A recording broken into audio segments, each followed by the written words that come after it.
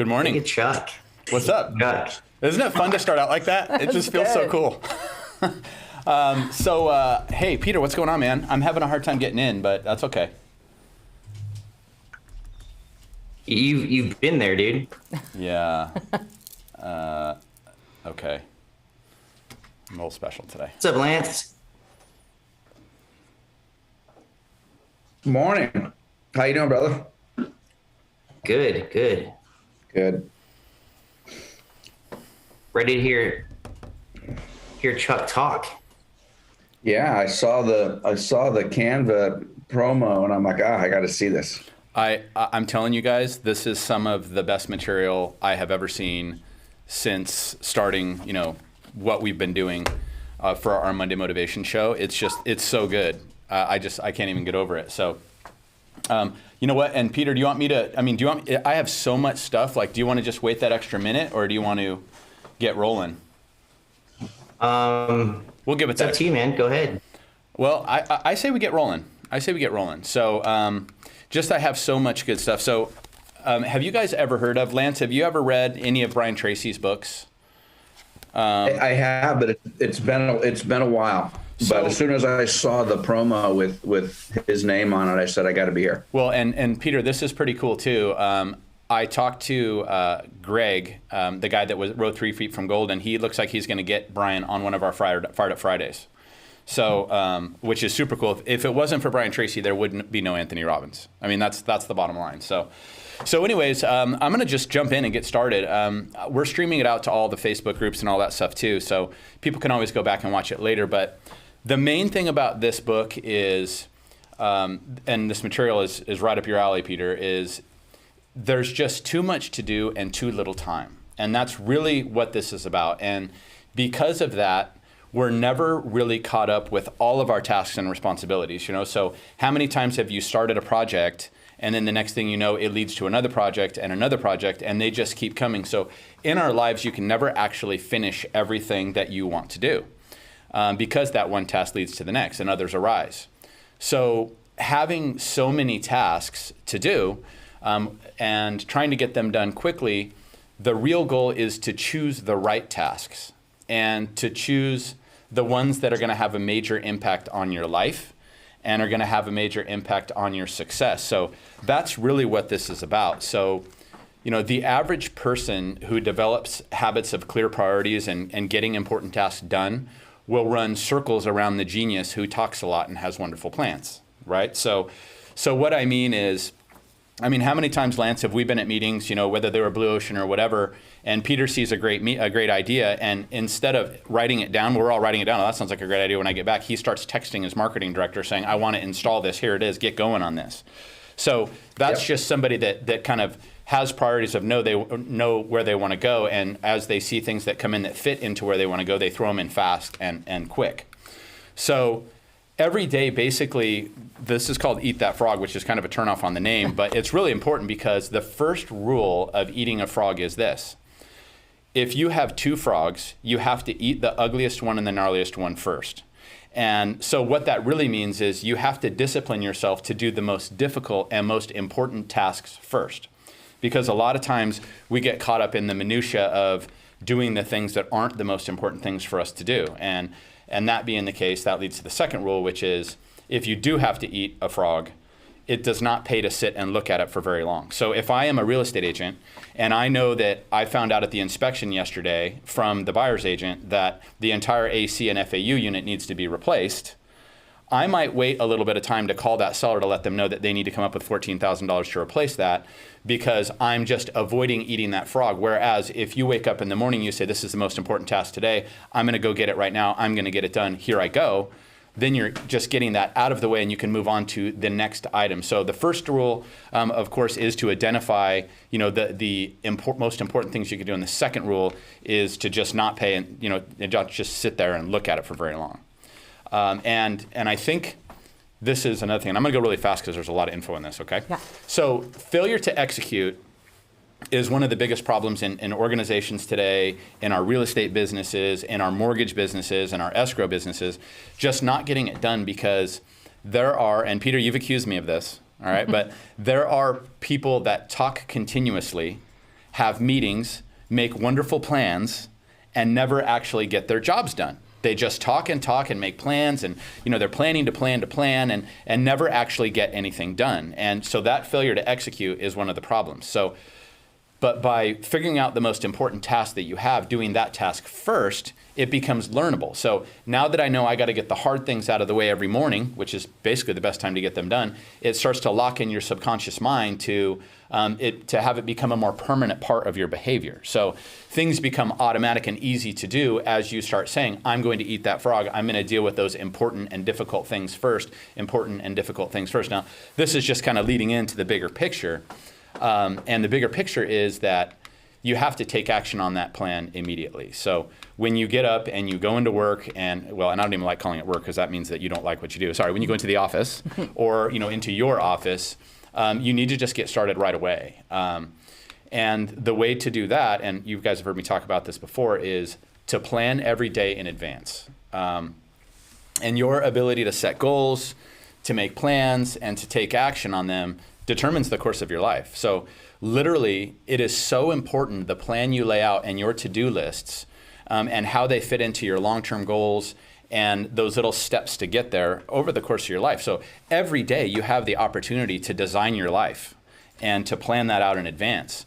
And when you wake up and when you get into work, and a lot of the super studs already know this, so I'm repeating it to them, but they say for every 1 minute spent planning, it saves 10 to 12 minutes in execution.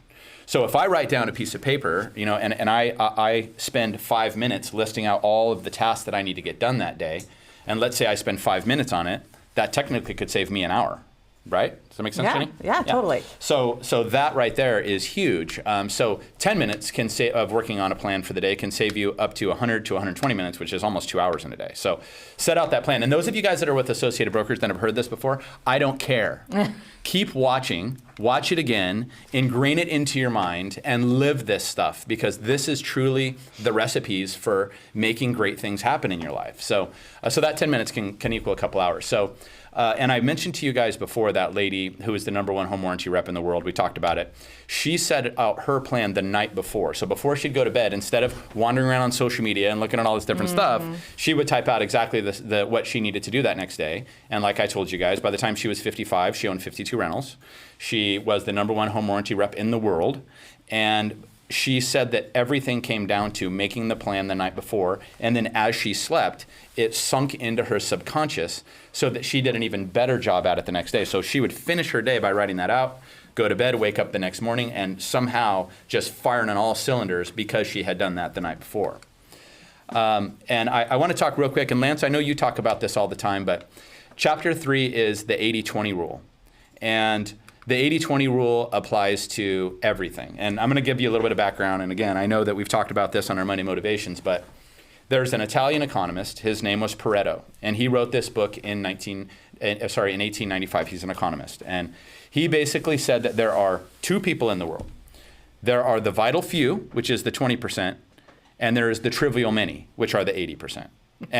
And you were all shook up about that, Jenny. You remember? It was very hurtful. I know, right? It was hurtful. You're like, well, which one wait, I think I know which one I am.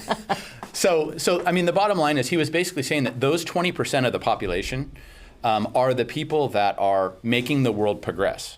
They're the ones that are, building the big buildings and making things happen and leaving an impact and hitting goals and having plans. And then there's the rest of everybody who's just kind of like wandering around like little pinballs is kind of how I saw it. So that's how the 80-20 rule was created. And so if you list out all of your tasks and all the things that you needed to do, and you know that I have this big list of things, the vital few are going to be able to identify and work on the most important things. The trivial many, what do you think they're going to focus on? Yeah. They're going to focus on those little trivial tasks. They're going to focus on, making sure that my file looks like it's in order instead of prospecting. They're going to make sure that, when they get to work, their desk is super organized and they've checked their email 40 times, whatever, while the vital few are out there kicking ass, right? So guess which task most people procrastinate on most? I think you know. So given that, 20% of your customers result in 80% of your sales. And I can tell you guys right now, 20% of your customers result in 80% of your sales.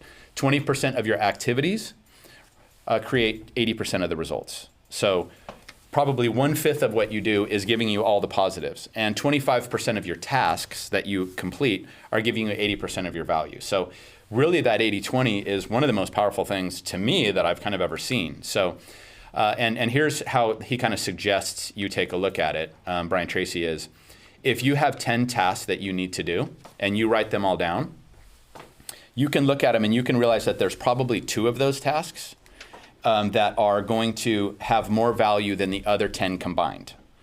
You know what I mean? So like when we write those things down, and sometimes just one task is worth more than all 9 of the other remaining 10 things that you need to do.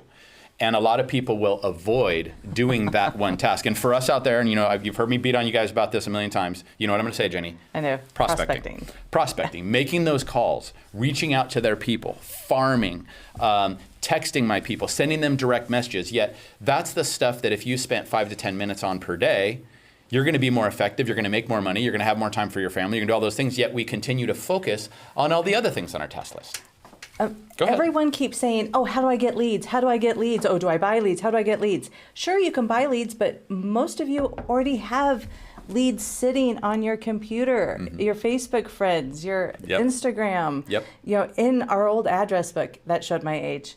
But, really, it's in our address book, our contacts. I was talking yesterday, our recruiter has had the most success by, the other recruiter, has had the most success by DMing people on Facebook and Instagram. And that's how I met him. He did it to Margaret. He did it to a bunch of our top producers. And I'm like, I love this guy. So just going through and sending out 20, 30, 40 DMs in a day to all of your database is worth so much more than reorganizing your file or calling your lender, to see if the VOE came in yet. Yeah. You know what I mean? So a lot of that stuff we do is just kind of junk. You know what I mean? So we have to identify that 1 or 2 things that is the most valuable.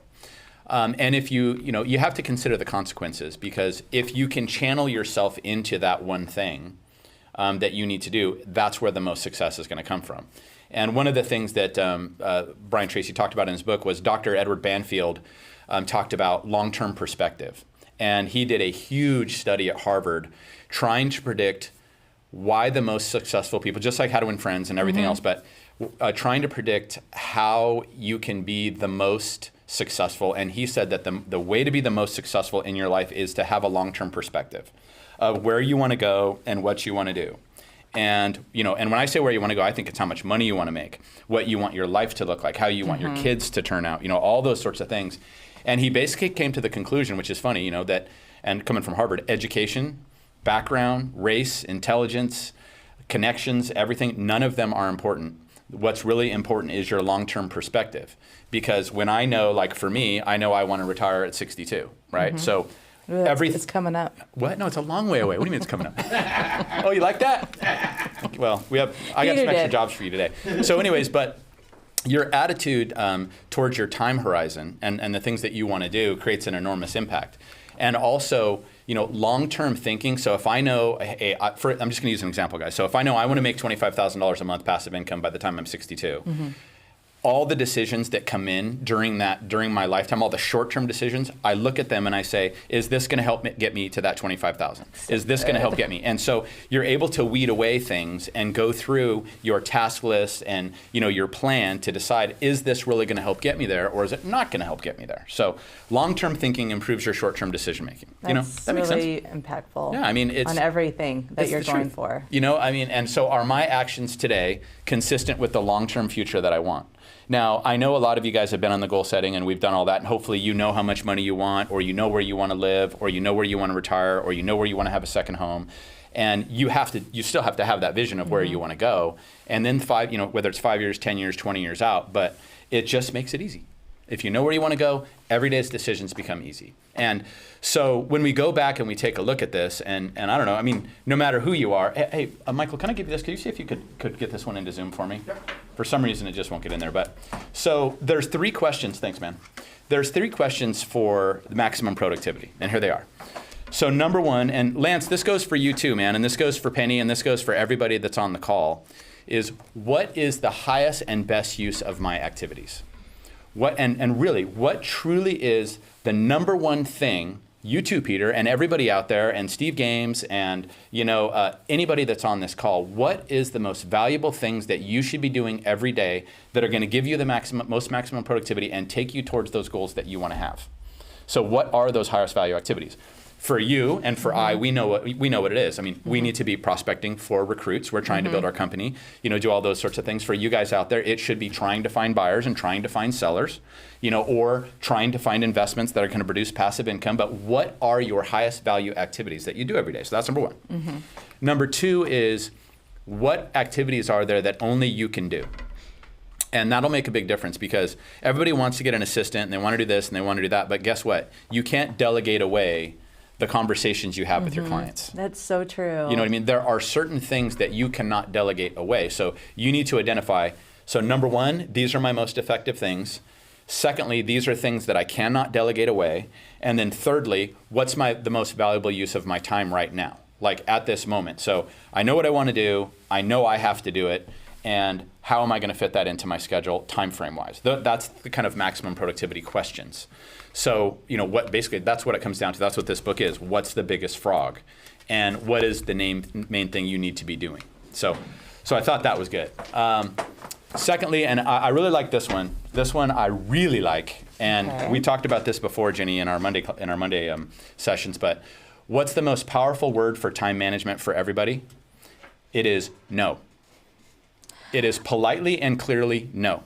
How many times have you guys as agents got involved in the sale over a refrigerator, with one of your clients, and next thing you know, you just lost 2.5 hours because you're involved in a friggin' broken ass washer and dryer or a refrigerator? So politely and clearly say no. And I don't know if Games is on this call, but in the book there was quotations from Warren Buffett, and Buffett says that when they asked him his secret to success, he said, the number one secret to my success is I say no to everything that is not absolutely vital to me at that moment.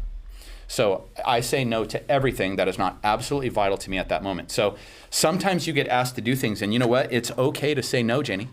Okay? I don't know about anyone else, but is anybody else like you just going, your chest is seizing up and like causing you huge anxiety? Right? I mean, but we have to be able to do that, because you only have so much time in the day. And if you're Warren Buffett and you know where you want to go and you know what you want to do, you effectively have to be able to say no to anything that's not high value. So say no early and say it often. Okay. And you don't have to spare time. But if somebody if somebody comes into my office and says, hey Chuck, I need to talk to you right now, I'm going to say honestly, I need 20 minutes. I have to get this worked out right now. Everybody on this call is going to say, you know what? I get that. I understand. Yeah. So we have to be able to say no, and we have to be able to, retain that focus on those things. So say no early and often, and you don't have to spare time. The next is focusing on your key result areas. So whether I'm Tony or whether I'm Rick Hagan or, whoever I may be, for a salesperson, it's prospecting, it's social farming, it's follow-up. And most importantly, right, it's getting the appointment is key.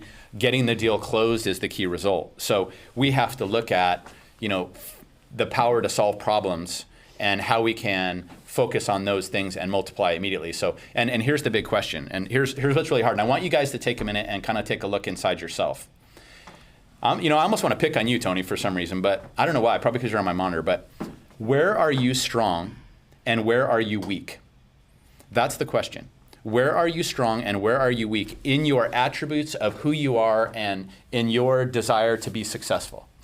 Because your weaknesses, one little weakness, Tony, can drag you down, right? One little thing. Like, you know what? I love real estate, but I hate prospecting. I can't stand talking to people. Well, you might be up shit creek, all right? I don't know. So your weaknesses can drag you down. And the unfortunate part is one of the rules is that your weaknesses are generally the things that you procrastinate the most.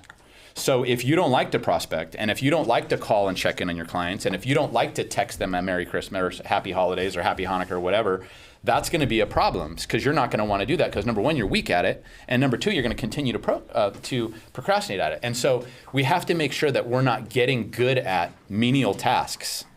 We have to make sure that we're getting good at the things that are important. Because you know what? I maybe do that, but I can work a file, baby. I can work a file. Me and my TC together, we kick ass. Well, guess what? That's not going to take you where you want to go. Good. You're going to get the key result of getting it done, but it's not going to really help you, to have that big picture. Now, on the other hand, you excel at things that you are best at. So for some of the people that are on this call that are successful, like Lance or whoever these people are, there are things they are very good at. And if you happen to be good at the things that are like running a company or recruiting or doing this, you're going to have a good life but you have to recognize those weaknesses and what things you can do better and try to overcome them. Does that make sense? Lance, you with me?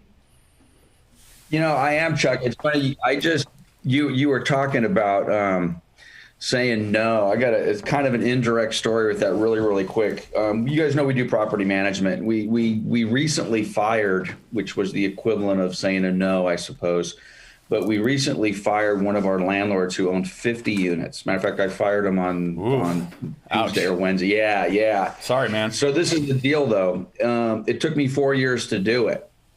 And in the process, why did I not fire him 4 years earlier? Because he had 50 units. That's a little bit of income. But in the process, the morale of my property management team over that 4 years, if I'm being honest, it wasn't fair to them, and I wasn't respecting them or their time in the process. So it's only been, I think, 3 days ago, and the team and the unit is completely turned around, and that was my failure. And quite honestly, it was just me honestly being a little selfish on the dollar side. But the lost production and the lost morale associated with Lance, keeping that client was a problem. But you know what, Lance? For us agents, how many of our clients have we kept a hold of that beat our ass, and yet we still go back and we list their properties. We still work with those buyers, and it feels good to get to that point where you're at though now, where you can kick that client to the curb. I have some agents that are a pain in the ass. You know what I mean? I mean, most, not really, not just kidding. I mean, they're over at West. No, I'm kidding. But I mean, there are a couple that you're just like, God, and they just beat you up daily. You know what I mean? Yeah. But hey, so yes, getting rid of baggage is one thing too, but really that saying no to those powerful things is big, So the big question is this though. This is the great question, the big one, everything you'd want to know. What one skill, if I developed it in an excellent fashion, would have the greatest positive impact on my career? What one skill could you learn, Tony, or could you learn, Teresa DiCiola, or could you learn that would really turn you into a badass? And that's what we have to figure out. And it may be lead generation, or it may be learning to time. It's lead generation. I mean, I don't know why I'm saying it's anything else, but it's lead gen. Those who are good at lead gen, they can do what Lance just said and fire clients. You know what I mean? But whatever it is, the good news is all skills are learnable. And you know what? Whether you're at West, or whether you're at Town & Country, or whether you're at Associated Brokers or Coastal Alliance, we are surrounded by so many badass agents in this brand and in these companies that they will talk to you. And you can go find out, hey, you're kicking butt, you're really good at prospecting. You open 20, like one of our agents has 26 open escrows right now. She will talk to you. Call her, ask her, what are you doing every day that's creating that, and then duplicate it, and learn it. So that's really the good news. So next up is the law of three, and this was the important one, is writing down, and this is really hard for us as real estate agents, guys, but writing down everything that you do.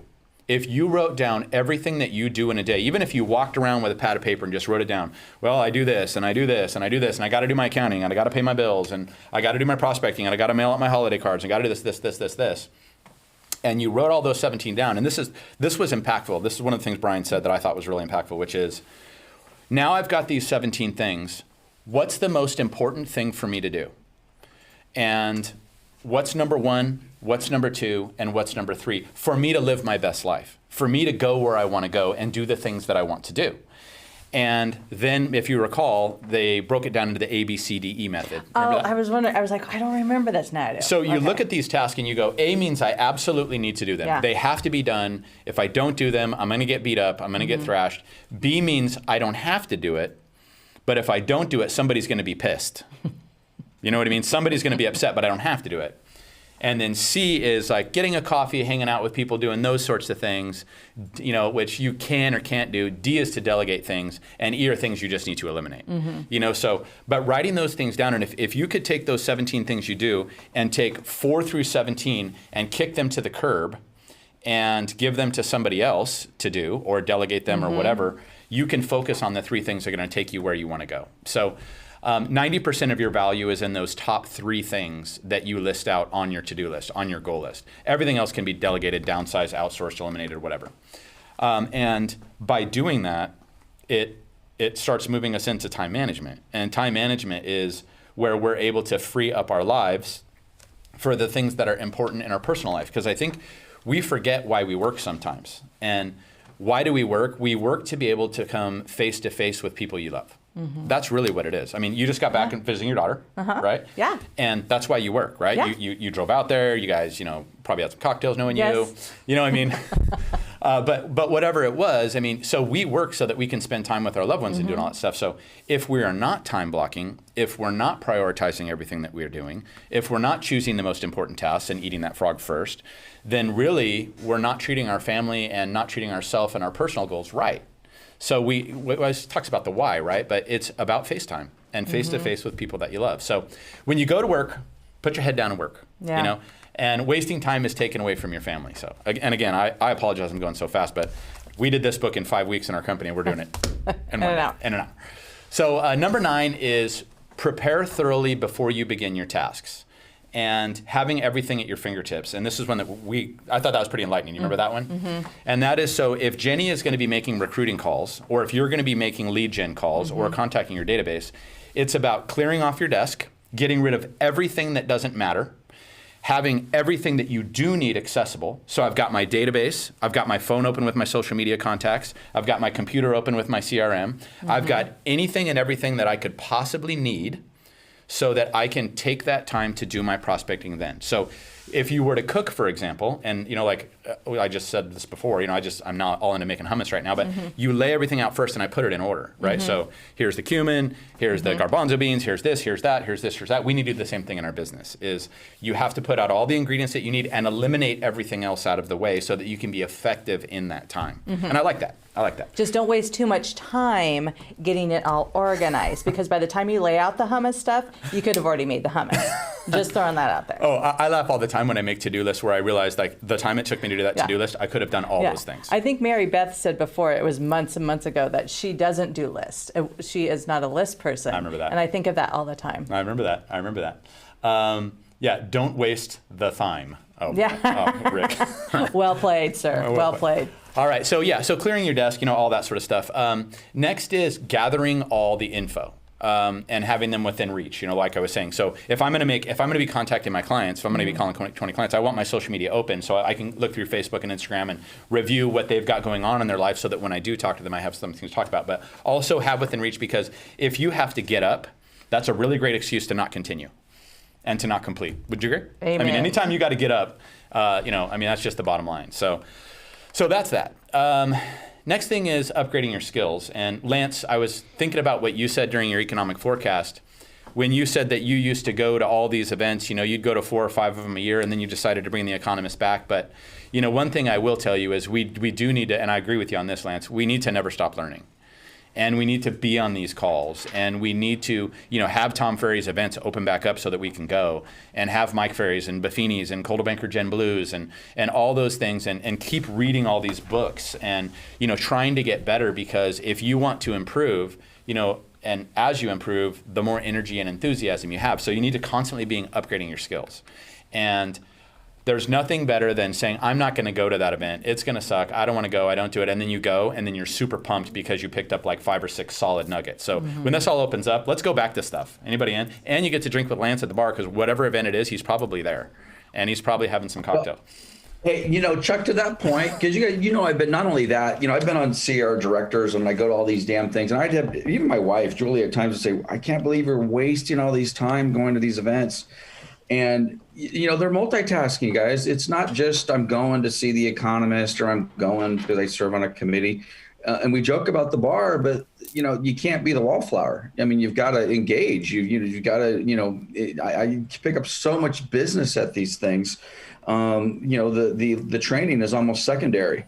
So I don't know. It's old school stuff, but these events are all prospecting events. I mean, the Gen Blues. I mean, I don't want to go to New York. It's going to cost too much money. The last Gen Blue wasn't that great. I don't want to go. What do you mean it wasn't that great?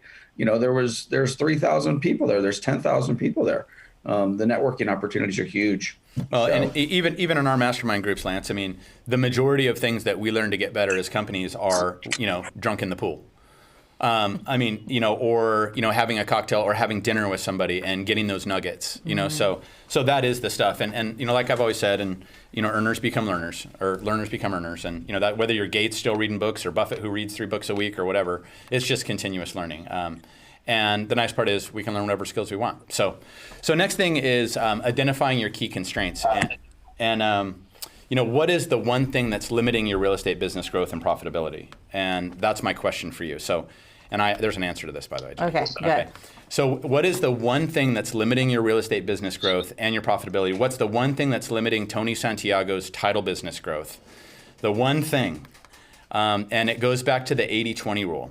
And 80% of the problems with you not killing it in real estate, killing it in loans, killing it in mortgage, killing it is internal. Would you agree that you're not a product, and I always like to say this, and this wasn't in the book, but you're a product of your decisions, not your circumstances. Mm-hmm. We're all products of our decisions, not our circumstances. So 80% of the reason that we have these holdbacks are things that are inside, and the 20% are the things that are on the outside: the competition, the market, the inventory, the company, whatever it may be. It really comes down to those particular factors are only make up about 1/5 of the reason that you're not the successful agent that you want to be, or the successful title rep or successful lender. So just something to kick around. And to do that, though, we have to also make sure that we put pressure on ourselves. Most people in this business are waiting for someone to come along and motivate us, waiting for somebody to come in and say, okay, here's what you need. And the problem is no one's ever coming to your rescue. Catherine, I can do everything I can to motivate you guys. I can say everything I can. I can give you all the tools. But really, if you're going to be successful, in whatever you're doing, you actually have to realize that the person that's going to rescue you is you. And that's the only person here. The problem: only 2% of people can work entirely without supervision. And we talked about that before, Jenny, but only 2% of people can work entirely without supervision. And those 2%, by the way, are called leaders. And all of you guys out there that are killing it and are doing it, you're doing it on your own in this business. You're independent contractors. Part of the reason I love real estate agents, because you do this on your own. So to be the kind of person that you want to be, you have to learn to manage yourself. And that's what I mean by putting pressure on yourself. You have to see yourself as a role model, raise the bar for yourself. You have to have the behavior that you would expect for if you had a boss, above and beyond if you had a boss, but you have to do that for yourself. So you have to manage yourself and motivate yourself into action. So we kind of talked a little bit before about one of the keys to success being having that long-term vision. You remember that, Jenny? Mm-hmm. So having that long-term vision is one thing. The next thing is, and this was from University of Pennsylvania, Wharton School, Business School, they said that they don't think it's the long-term view that is the number one key to success. To them, they believe that the number one key to success based on their studies is optimism and being an optimistic personality. So optimism is the most important quality you can develop for personal and professional success and happiness. And by, and not letting the daily difficulties and setbacks affect your mood and emotions. And I don't know about you guys, but I get sucked in a lot to little crap that next thing you know will take you down. And you can just watch the cycle of a top producer too. They're happy, then a deal falls out, and then they're sad, and then they get another offer on it, and they're happy. And you just have to learn to be optimistic all the time and refuse to complain about your problems and keep them to yourself. Because the one thing too, and this is one of mine, but nothing's ever as important as it first appears. Nothing. Yeah. Nothing is ever as important as it first appears. But there are 4 behaviors of optimism, and we talked about this before. But number 1, you have to look for the good in every situation. Hey, this thing fell out of escrow, but right now there's so many offers, we got another chance to look again. So look for the good in every situation. Number 2, seek the valuable lesson in every setback or difficulty. And I think that comes with age. And you and I talked about that before, Jenny, but like the older I get, when you have somebody, whatever situation gets thrown at you, I don't care if it's a divorce, I don't care if it's bankruptcy, whatever it is, there's valuable lessons in those hard times. And you get to the point in your life where you start realizing this is really hard, but I know I'm going to come out better. And that's being optimistic. Number 3 is always looking for a solution to what's going on and not blaming. People come to us all the time with problems, and I wish they'd come and say, hey, here's the problem, but here's how I was thinking we could fix it. That's an optimistic person that says, here's how I think we could fix it. And number 4, optimistic people, success-oriented people think and talk continuously about their goals. If you talk to Peter, for example, I know what his plan is. And he has probably told me his plan 20 times. And you know what? He's hitting all of them. But it's because he's constantly saying it and constantly thinking it. And it's just they know what they want and they know how they're going to get it. And that's called optimism. So, they talk, and they also talk about their future, not their past. I'm going here. I'm not looking back here. I'm going there. And they're always looking forward rather than back. Any comments on that, Peter? Any comments about that optimistic attitude? Because you got it, dude. I think everyone on this call kind of illustrated it last year by looking at what was in front of us and just taking it head on. I think everybody here did that last year. So, yeah, Chuck. Yeah, right. We go ahead. We talk all the time, and there's always 2 ways of looking at stuff, right? Either it's an opportunity or whatever else the alternative is, which I don't think I know what that is. I think everything's an opportunity. So. Well, and that's one of my favorite things. That's me. And I'm not kissing your butt, but it is one of my favorite things about you is every time, like, I'll even go like, oh, dude, you're not gonna believe what happened. You'd be like, hell yeah, that's great. And I see Carrie Guthrie laughing because she knows that's the situation. Like, oh, the market's turning? Super, let's go crush some people, or whatever it may be, And Carrie Guthrie, I'm gonna put you on real quick, just for a minute. You are always, always positive, always optimistic, always kicking butt, great person to talk to. Like, how do you maintain that, and how do you tie that into where you're at with your situation? Well, after all the things you just said, I think it's because I'm old. It comes, I'm mature. There's always good in the midst of all the bad. And again, I like solutions. That really helps me to get through the craziness. There's nothing worse than somebody wanting to go backwards and talk about, but they did this, they did that. Forward thinking. That's what helps me. It's just strange, Carrie, because your office alone is bigger than 95% of all the coldwell bankers out there, but it is funny how you see people like Carrie, you see people like, some of our people, Jennifer Murphy's and some of the super studs, and they all have that optimism in them. And they all do look at everything as opportunities, and they don't seem to get like on that roller coaster ride of ups and downs and stuff. It's always like steady climb, and I think there's something to learn there. Chuck, I think you said it. I think you said it when you said that not to look backwards. Yeah. You have to look forward, because if you look backwards, you're going to look at all the shortcomings and all the obstacles and all the failures, and you're going to start to define that as you, instead of just forgetting that happened and just going forward. Because if you just look forward, you're not going to remember that you got rejected 20 times. You're only going to remember that there's an opportunity in front of you. Go ask again. Right? Go ask again. Yeah. Go ask again. I love it. No, that's absolutely true. Absolutely true. So anyway, it's pretty cool stuff. They're always looking forward, right, rather than back, and that's the key. So, and one of the next things that they talk about is technology, and we've talked about this on the Monday calls, but it can be a terrible master. And I remember you and I have had extensive conversations about this, Jenny, on the Monday Motivation shows, but it just becomes a destructive addiction, of social media. And they talk about when you wake up in the morning, how many of you guys lean over and grab your phone and take a look at your social media status and what's going on with people before you even wash your face, brush your teeth, or get out of bed? And I think there's a large number of people that do that.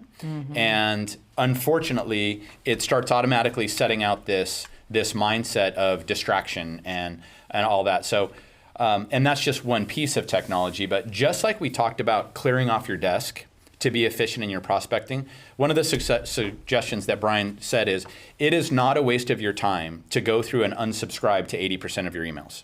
If you spent 2 hours going through and just unsubscribing and turning off all your notifications for all your stupid apps, because something bings and you take a look at your phone or on your computer, and then it takes your eye off of the prospecting, the lead gen, the things that you need to be doing. So Sherry just said I unsubscribe every day. That's what we should be doing, is turning off those notifications, eliminating all the junk emails, because only 4% of emails are actually important, is the stat. So clear off your digital workspace, your monitor, as you would your physical desk. Close all those programs that you don't need at that time. Disable your notifications on your phone for things you don't care about, your audio and video, and try to just get control. So take control of your emotions, and because technology is absolutely 100%. For some of us, a terrible master. It is a terrible master. And it messes with your psyche as well. And you know what? Jenny was saying something the other day, and this is just this little off subject, but I loved it. It's one of my favorite things, and Jennifer Murphy loved it too. We were having a show, and we were talking about social media and kind of the evils of social media, and how, number one, it distracts you, and yes, it gives you that dopamine, and it takes you over here, and it takes you over there. But do you remember what you said about like looking at all these people's perfect lives on social media? Yes. What was it? Comparison is the thief of joy. Comparison is the thief of joy. So a lot of times when you're on there too, it's not healthy because everybody's living these fake lives. Yeah, they've closed like 20 escrows this week. Maybe they didn't. Maybe they're really not out showing properties. They're just acting, like they're showing properties. Yeah, I mean, and they're all the pictures and stuff. So just be careful with technology. Make sure that you have control over it. But the one thing I do want to say with technology is, if you've not learned Moxie, Coldwell Banker's Moxie, and if you've not learned Prospect Square, you are also, by not engaging in the right technologies, you're limiting your career. You're limiting your future. And with your associated brokers, you got Michael, you got Lance at Town and Country, you got Nick at Coastal Alliance, you got all the managers at West. I mean, make sure that you are engaging in the right forms of technology. And Moxie and Prospect Square, guys, are two of the best things that I've ever seen from the brand. And you have got to engage that. And I thought this was interesting, Peter. And a lot of the people that are, and this is not a shot at anybody, but a lot of the boomers, for example, have struggled through COVID, some of them, a little bit, because a lot of them don't want to engage in the technological tools, and they don't have to, some of them. But Brian Tracy says, and I agree with this, that mastering technology, whether it's Moxie and Prospect Square and Instagram and Facebook and all that sort of stuff, is as important now as reading, writing, and arithmetic is. It is as important as any subject that they teach you in school. And if you don't think it is, you're dead wrong. It is that important. You have to engage, and you have to engage in the right things and come at it with the right attitude. Yeah. So just a thought. So we're still moving through pretty good. Next is just remember where your attention goes, your energy flows, right? So people think they can get things done, and there's something called the multitasking illusion, which we talked about, Jenny, and the multitasking illusion makes you think that you can do a bunch of different things at once, and that's not always the case, because when you do get that notification, when you do get an email, when you do get a text, it takes you away from, let's say you were writing out your holiday cards, or let's say you were DMing, or you were calling your top 50 clients, for that week. And then it says that it takes 17 minutes for you to shift your mind back into that project. And then continually you get the next notification. You get the next, Mary Beth Kelly went live. And I'm like, oh, let me check it out. And next thing you know, I am not paying attention and finishing what I was doing. So you just have to make sure that you shut some of those things down. And I actually think that's one of the best pieces of advice of this whole thing. Yeah, shutting down those app notifications and all that, so that you can stay just a little bit more focused. Because I'm a squirrel, man. I see something, I'm like, hey, what do you got? Jenny, did you see this? I think most of us are, and that's why we are in this business, because we have that skill set.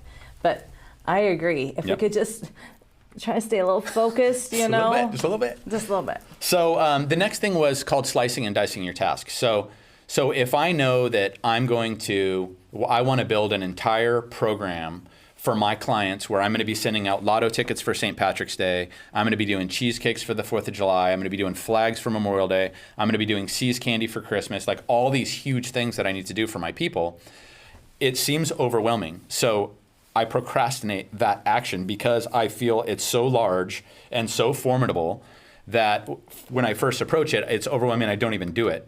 So basically, by taking all these tasks and saying, you know what, I'm just going to work on January. And January, all I got to do in January is just send out my top 100 text wishing them, from Hit 'em Up, right? So it has their name and all that sort of stuff coming from my number, that I can text out my top 100, just wishing them a happy new year, hoping that their family is doing great, and just checking in and saying, hi, hope 2021 is fantastic. Then I can move to February. Then I can move to March. Then I can move to April. But it's just the psychology of small pieces makes things easier. And as you get one little task done, it leads to making it easier for the next one, and for the next one, and for the next one. Now, whatever project you may be on, I'm just using that as an example. But when you start and complete that small task, it just energizes you. And do you remember we talked about Swiss cheese? Yes. So, and I want to be honest, I want to get some head shaking just real quick from a few of you guys. How many of you guys are spending at least 10 minutes a day working on prospecting? If you are, shake your head. Or do you spend 10 minutes every day of the week? Okay, Carrie Guthrie is, Lance does. And I think a lot of you guys are lying. Thank you. I appreciate it. I don't believe half of you. No, I'm totally kidding.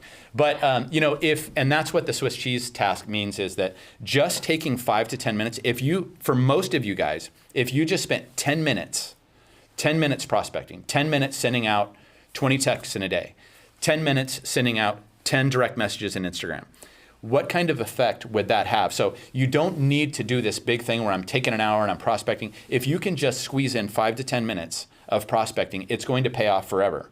And it keeps bringing me back to this, Jenny. And this has got me scared because I've been dicking around all week.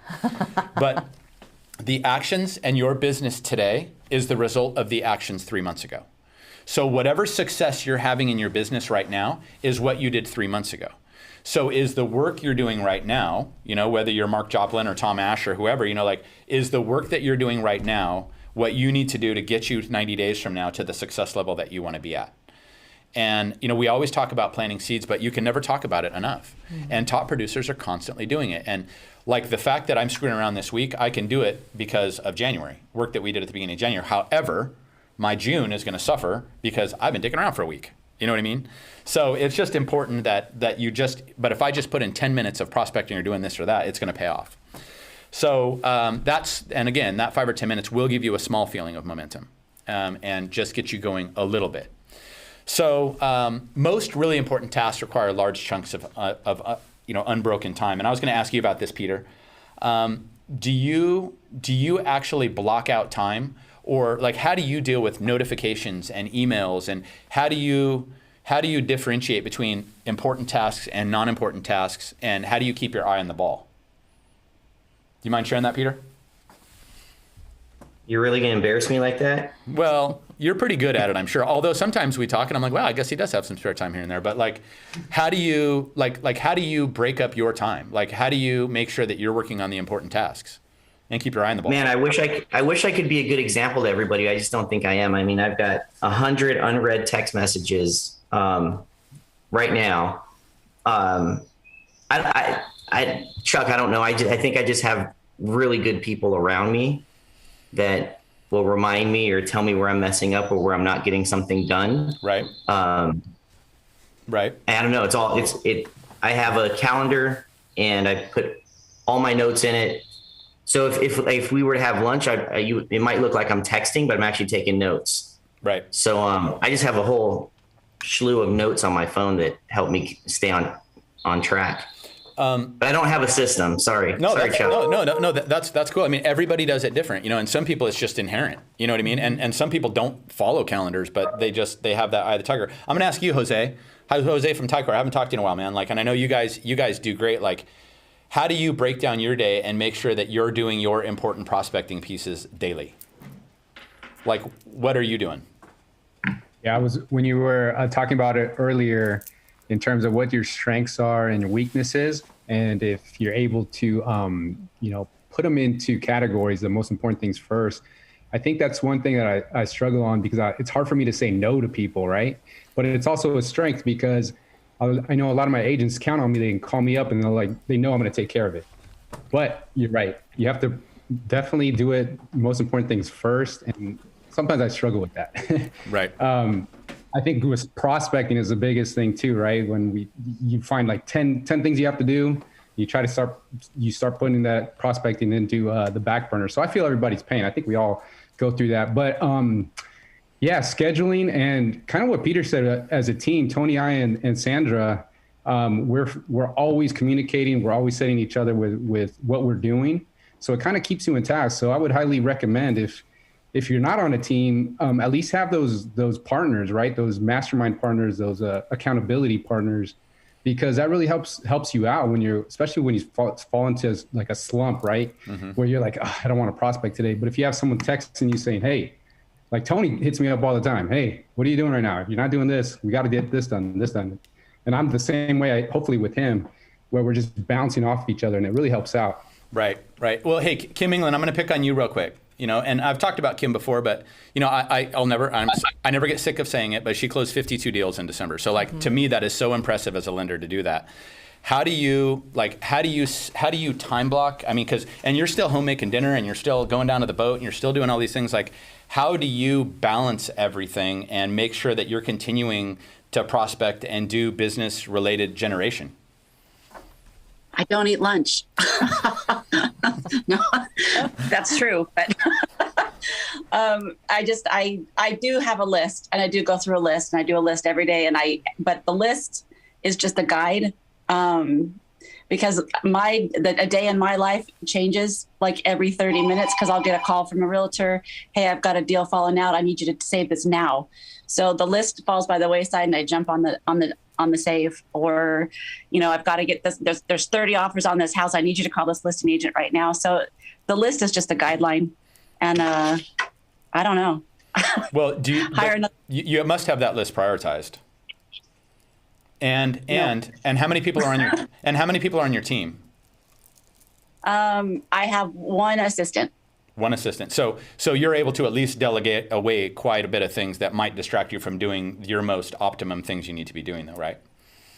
Yeah, and I actually just hired a second, but she doesn't start until the 12th. So that'll help. Yeah, like my goal is to delegate more this year so I can feel like I'm everywhere with only being in one place. Yeah, right. Well, I mean, whatever. Hey, Chuck. Yes, sir. Chuck, can you say that again? Kim closed 52 transactions in December. Right. 52 loans. Not last year, but in December. Mm-hmm. Not last year, just in December, right? Well, and you know what? But if you talk to Kim and Kim is, even when she's calling, when she's upset about something, she's like, "How are you?" And you're like, "Oh shit," But she's always positive when she says it. You know what I mean? And she's like, "Well, good. I'm glad everything's okay." But and she stays positive through the whole thing. But I do think it's the attitude that she carries. Mm-hmm. She gives, great positive phone, like always upbeat, and really kind of has the traits of that optimism and all those sorts of things. And I'm not trying to kiss your butt, Kim, but you really are good at it. Mm-hmm. And I think, and like we said, that's a trait of top producers, whether you're doing loans, whether you're, Jose or, from Tycor or whatever. It's people that just get things done. So I wanted to keep moving on. We're almost out of here. But the next thing that he said that I thought was really great is to make every minute count. And what he means is occasionally you get those times, and he calls it a gift of time, where you get these windows where you're unbothered, and he used the example of an airplane. So when I go on an airplane, that's when I read the most books. That's when I can lay out all of my goals of all the things I want to do, because I'm not bothered and I'm not talking to anyone, and I'm so effective in that too. If you're flying back east, that 4 hours is so powerful. You know what I'm talking about? Mm-hmm. No kids, no toddlers, no grandkids, no husband, no wife, just literally being effective. And using those gifts of time is really huge to make sure that you continue to be successful. And the next one, this one really applies to all the top producers on this call. That is, and that's everybody on this call who's a super stud. And that is becoming action oriented. And we talked about this, and we're getting into the parts that we did on Friday, or this Monday, but perhaps the most outwardly identifiable quality of that high-performing men and women is that they are action-oriented. They're in a hurry to get their things done. They get them done. It's like giving something to busy people, but it's when they get into that flow, as they called it, we talked about yesterday. They're working in kind of like the zone, and when you work at your highest, and best, you all of a sudden enter that mental state called the flow, where you're just really getting things done and really being effective and trying to find times to get into that. And sometimes when you're there. Do you know what I mean? Yeah, totally. And I joked about this on Monday with Jenny is, she's writing out cards and calling people and prospecting for people to come join Coldwell Banker Associated Brokers. And then other times you can tell that she's not. She's like, "What are you guys doing?" But when she's in the flow, and when she's screwing around. Yeah. You know what I mean? Look what somebody just posted. But other times like you don't bother her. And and I always equate it with basketball. For those of you guys who've seen basketball, the hot hand. You keep feeding it to LeBron because right now LeBron is sinking them. You keep feeding it to, that's the flow. That's the zone that they get into. And when you're in that zone, you feed them the ball. Or when you know you're in the zone, optimize that zone and just keep going. And there's nothing more powerful than you knocking out 2 solid hours of being in the zone and looking at what you did when you're done. You're like, oh my God, this is fantastic. So trying to find that flow and snapping yourself into that point of being at your most effective state. And really successful people get themselves into that state more often than the average person. And that's really what it comes down to, is just getting into that zone. And then once you get into that zone and you're starting to effectively finish things, like Brian Tracy finished this book, right? Yeah. That when he did this, it made him want to do his next one. And as you move forward, you activate what we talked about on Monday, which is the momentum principle of success, and Peter's always talked about it too. Momentum, momentum, momentum. It just grows. Momentum, momentum. And once it gets going, it's a hard train to stop. So just getting that to be. And I always say, how awesome would it be, and again, now we're getting right into Monday with the stuff we just finished, but to develop a reputation of being a get shit done kind of person. Yeah. And again, I'm just quoting from the book, not me. Because those are the respected people. Like when people sometimes are, sending out a referral, they'll refer it to the top agents, even though they've got 20 escrows, they're still going to refer it to that person. Because they know, whereas there's somebody over here that only has 1. But they're going to refer it because even though they have 20, they know they're still going to get it done. And it's called being action oriented. And I think that's the ultimate compliment. If somebody told me, Chuck, you know why I love you, man? You're the get shit done kind of guy. That would make me feel so good. Yeah. So that's that. Peter, any comments on that? Because I know you like to harp on me too. Like, I consider myself an action-oriented guy, but sometimes you tell me all I do is talk. That's funny. But any comments on the action-oriented type of person? Like, Chuck, you really want to ask me? Don't talk about me. No, but I mean, really. Yeah, I do. Bring it. Look at your top producers. Well, yeah, Chuck and I talk almost every day, guys. It's like we banter and make fun of each other in like not a rude way, but we help each other get stuff done. And a lot of times I'll say to Chuck, like, well, while you're analyzing it, I'm just going to go do it and we'll see how it works out. And but we balance each other. It's like a yin and yang. He's like, I'm going to read this book. And I'm like, okay, tell me what it's about. Okay. Then I'm just going to go do that. So I think there's a fine line between procrastination and overanalyzing stuff. And that's true. Then there are weaknesses in the way that I see things too. I see things from a 30,000 foot view, and I don't get tied down by the fine details of stuff. It's like, I don't know if that's the right way or the wrong way, and that's just how I operate. And Chuck is more of fine details, read every single line, analyze everything. And there's strengths to both sides, right, Chuck? Yeah, but I'm thinking maybe I should have just. I see you laughing. That was a nice way of saying. I know what you're saying.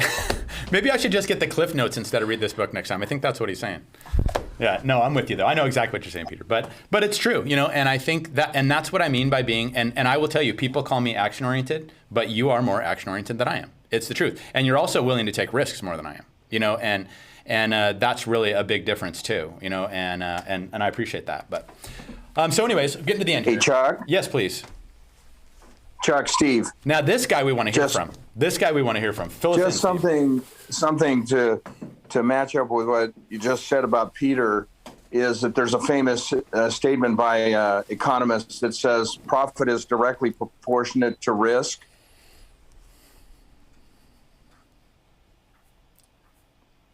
Did I lose you? We lost you. You lost Chuck. He didn't like that. Chuck didn't like that. Chuck didn't like it? I just thought I'd let Chuck know that because you do take a lot of risks, Chuck. But I think it's always important to evaluate it because the most profitable things in the world clearly take a great deal of risk. Yeah, well, and you know what? With what you've accomplished, Steve, I need to be listening to that, and we all do.